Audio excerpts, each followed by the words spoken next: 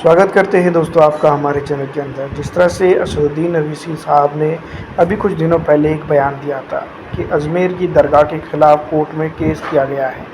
मैं आपको बता दूं कि अभी जो है तो वक्फ़ का कानून ही नहीं बना है और वक्फ़ का कानून बना नहीं है और उसके पहले ही जो तो कई ऐसी चीज़ें देखने को मिल रही है जिसको लेकर जो है तो मुसलमानों को ख़ास करके परेशान करने की तैयारी हो रही है।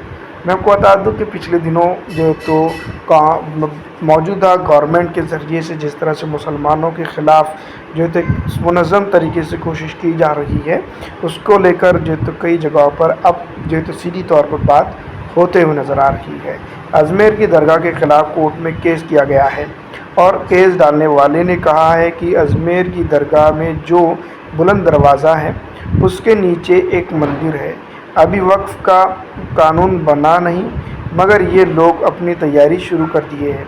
असदुद्दीन अवैसी जिस तरह से अभी कुछ दिनों पहले मैं आपको बता दूं कि तमाम उम्मत मुस्लिमा भारत के अंदर जो तो तकरीबन परेशान थी कि वक़्फ़ के कानून को लेकर जो है तो मैं आपको बता दूं कि उसको रोका जाए। जेपीसी में उसको भेजा गया और किसी न किसी तरीके से जो है तो मुसलमानों ने अपनी राय उसके ऊपर पेश की।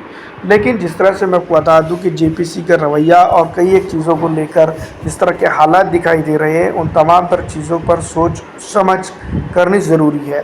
जो लोग जो है तो वहाँ पर पहुँचे हैं, जो बैठे हैं, उन लोगों ने सीधी तौर पर अगर देखा जाए तो इसका विरोध अगर कर जाते तो मैं आपको बता दूं कि सीधी तौर पर जो है तो ये कानून रुक जाता। लेकिन मैं आपको बता दूं कि मौजूदा विपक्ष इस कानून को ना ही सिरे से खारिज करने में कारामद साबित हुआ और ना ही सिरे से इसके विरोध करने में कारामद साबित हुआ। ऐसा अगर देखा जाए तो मैं आपको बता दूं कि मौजूदा विपक्ष की सबसे बड़ी पार्टी कांग्रेस पार्टी सीधी तौर पर इसके खिलाफ भी नज़र नहीं आती है और ना ही सीधी तौर पर इसके फेवर में नज़र आती है।